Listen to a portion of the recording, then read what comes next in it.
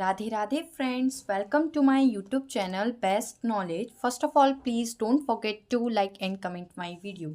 सो आज हम पढ़ेंगे बीएससी फर्स्ट सेमेस्टर का मैथ्स का फर्स्ट बुक का डिफरेंशियल कैलकुलस, जिसका नेम है chapter number 11 tangent and normal, जिसका आज ही लेक्चर नंबर 3 है।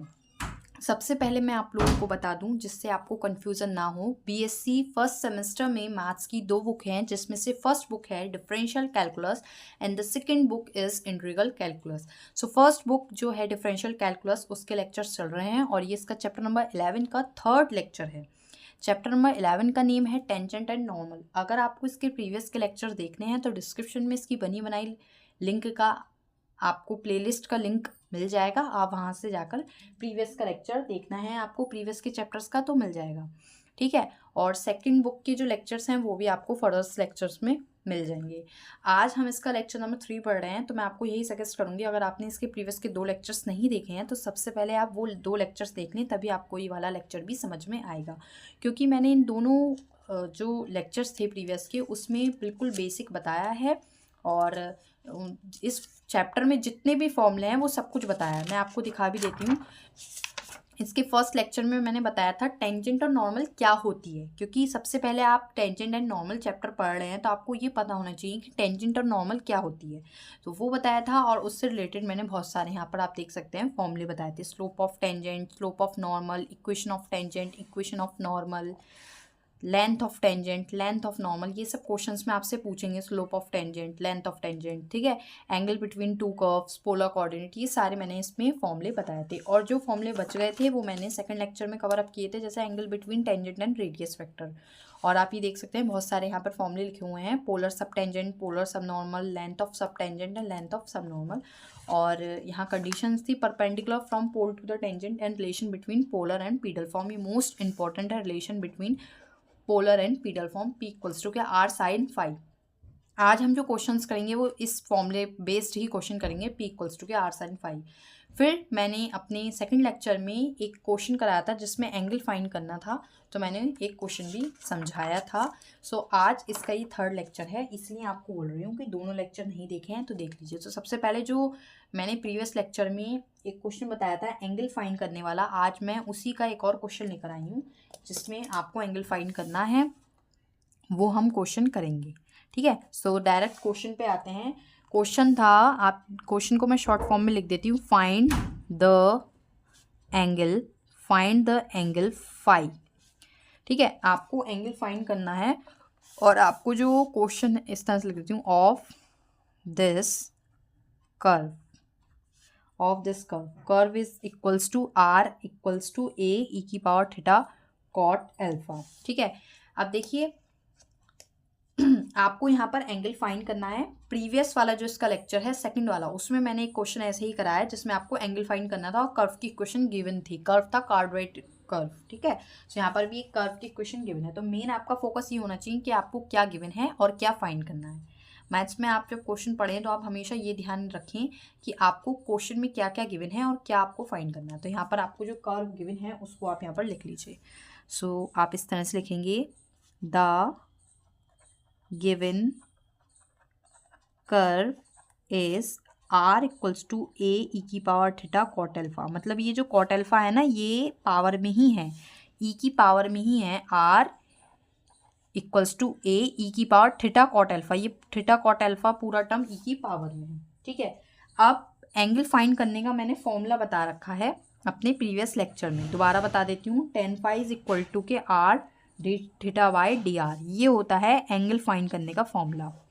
इसको अच्छे से दिमाग में बिठा लीजिए, याद कर लीजिए। Tan phi is equals to r d theta by d r, इसी का यूज़ हम इस क्वेश्चन में करेंगे। सो देखिए सबसे पहले हम क्या करेंगे, हम ये क्वेश्चन का डिफ्रेंसिएशन करेंगे विद रेस्पेक्ट टू एक्स। तो हम लिखेंगे डिफ्रेंसिएशन विद रेस्पेक्ट टू किसके रेस्पेक्ट में करेंगे हम, थीटा के रेस्पेक्ट में, ठीक है, विद रेस्पेक्ट टू थीटा। देखिए यहाँ पे क्योंकि हमको D r by d theta चाहिए होता है, क्योंकि हम इसको पलट देंगे। देखिए कैसे, इसका करती हूँ मैं इस वाले का, ठीक है। Are equals to a e की पावर थीटा कॉट एल्फा का मैं डिफ्रेंसिएशन कर रही हूँ थीटा के रेस्पेक्ट में, तो आर का जब थीटा के रेस्पेक्ट में करूँगी तो कितना होगा, d r by d theta is equals to a constant है, ई टू दी पावर का differentiation e to the power ये होता है थीटा कॉट एल्फा, ठीक है। और साथ में जब हम उस पावर का करते हैं थीटा का 1 और cot alpha as it is, ठीक है। डिफ्रेंसिएशन में तो कोई डाउट नहीं होना चाहिए, 11th क्लास से आप डिफ्रेंसिएशन करते आ रहे हैं, ग्रेजुएशन की मैथ पढ़ रहे हैं, तो डिफ्रेंसिएशन में कोई डाउट नहीं होना चाहिए। डिफ्रेंसिएशन वीक है तो सबसे पहले आप डिफ्रेंसिएशन स्ट्रॉन्ग करें, क्योंकि देखिए बुक का नेम ही है डिफरेंशियल कैलकुलस, तो आपको डिफ्रेंसिएशन यहाँ पर भर भर के मिलेगा, हर चैप्टर में आपको डिफ्रेंसिएशन करना ही करना है, ठीक है। तो ये मैंने कर लिया है। अब देखिए ध्यान से, d r by d theta as it is लिख दे रही हूँ, a e to the power theta cot alpha, ये पूरा टर्म जो है किसके इक्वल है, आर के। A e to the power theta cot alpha किसकी वैल्यू है, आर की। आर कॉट एल्फा नहीं लिख सकती मैं, से लिख सकती हूँ आर कॉट एल्फा। अब मैंने इसको लिख लिया है।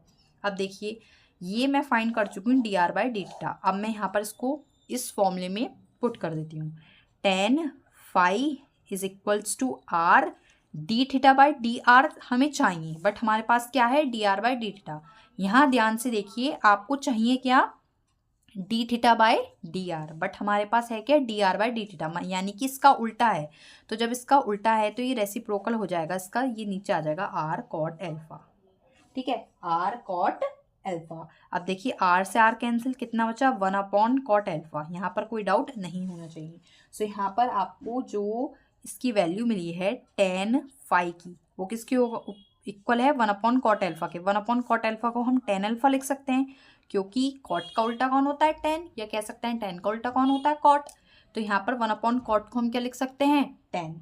सो यहाँ पर टेन एल्फा। सो यहाँ से आपको फाई की वैल्यू मिल गई एल्फा। तो फाई किसके इक्वल है, एल्फा, यानी कि जो एंगल फाइंड करना था हम फाइंड कर चुके हैं, फाई इज इक्वल टू के alpha.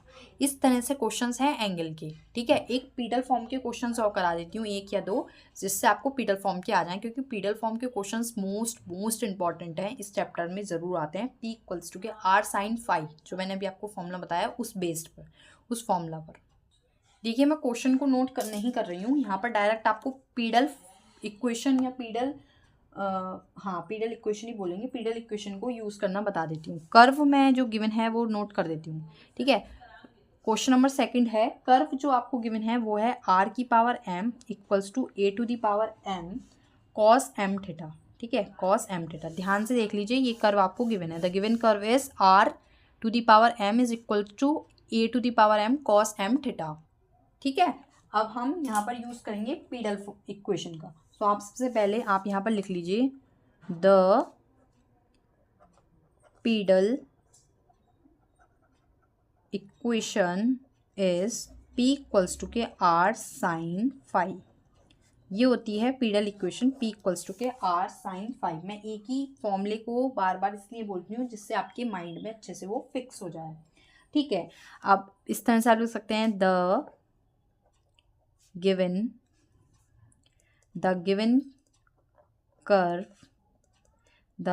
curve is r to the power m is equals to a to the power m cos m theta, ठीक है। ये है taking log both the side, taking log both the side। हम क्या करेंगे, हम दोनों साइड लॉग लेंगे, बिकॉज हम लॉग क्यों ले रहे हैं, यहाँ पर आपको पावर में दिख रहा है a to the power m, r to the power m. जब आपको पावर में क्वेश्चन दिखे तो आप वहाँ पर लॉग ले लें, इससे आपका क्वेश्चन इजी हो जाता है, ठीक है। तो मैं यहाँ पर लॉग लेती हूँ। सो लॉग लेने पे कितना होगा, log r to the power m, right hand side में हमने लॉग ले लिया।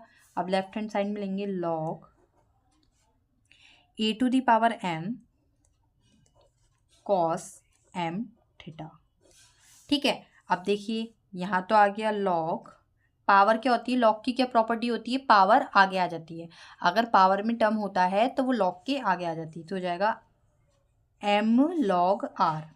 और यहाँ पर मल्टीप्लाई में होती है अगर, तो लॉग की प्रॉपर्टी होती है वो प्लस में आ जाता है, log a to the power m plus log cos m theta, ठीक है। ये भी आप पढ़कर आए होंगे क्लासेस में, अपनी प्रीवियस क्लासेस में, कि अगर लॉग में प्रोडक्ट में होती है कोई चीज़ मल्टीप्लाई में तो वो प्लस में आ जाती है, लॉग ए की power m plus log cos m theta. इस तरह से लिख के आपको बताते हैं। लॉग एम डॉट एन को हम लिख सकते हैं log m plus log n. ठीक है, ये वाली प्रॉपर्टी आपने पढ़ी होगी, तो उसी का यूज़ मैंने यहाँ पर किया है। अभी ये देखिए एक स्टेप और हो सकता है, एम लॉग आर तो ठीक है इज इक्वल टू ये भी पावर में, तो ये इसके आगे आ जाएगा m log a is plus log cos m theta.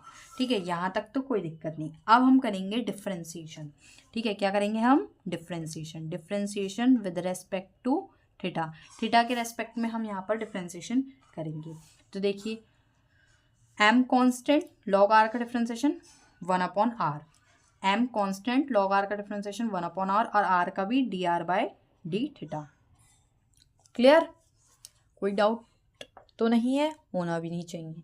अब आगे m as it is, log a का डिफ्रेंसिएशन कितना होगा? लॉग ए का डिफ्रेंसिएशन होगा 0, because log a constant term की तरह ट्रीट होगा, plus log cos m theta का होगा 1/cos m थीटा, और कॉस एम थीटा का माइनस साइन एम थीटा, और एम थीटा का भी m, तो यहाँ मल्टीप्लाई में m भी आएगा। ठीक है, इस तरह से इसका डिफ्रेंसिएशन होगा। इसको थोड़ा सा सिंप्लीफाई करके लिख देते हैं। देखिए कैसे, m/r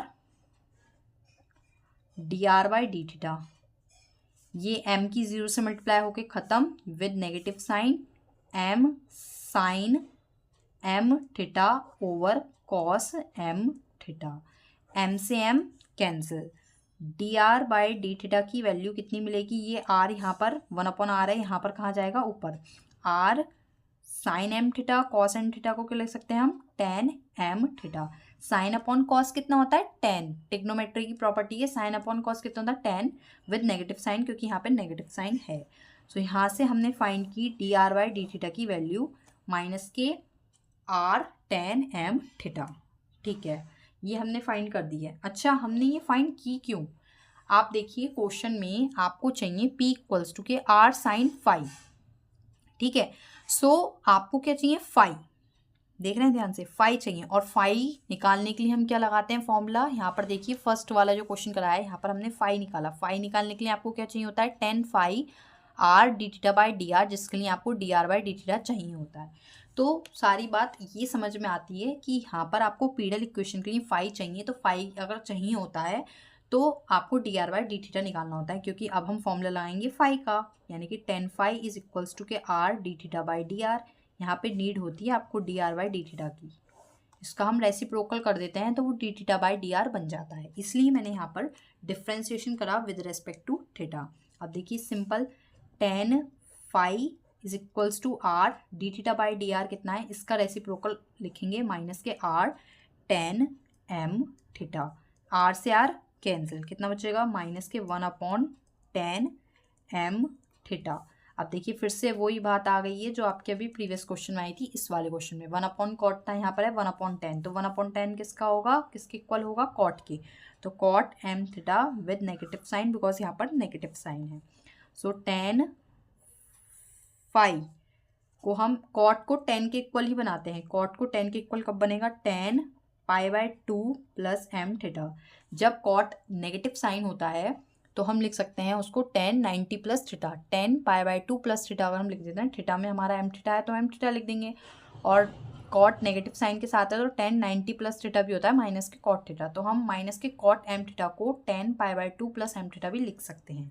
अब देखिए 10 से 10 अगर हम कैंसिल आउट करते हैं तो फाई की वैल्यू आपको मिलेगी यहाँ से π/2 प्लस m थीटा। तो सबसे पहले मैंने बोला था आपको यहाँ पर फाई चाहिए, तो फाई हमारा फाइंड आउट हो चुका है π/2 प्लस m थीटा। ठीक है, कोई डाउट नहीं होना चाहिए, बिल्कुल क्लियर करते चलना है।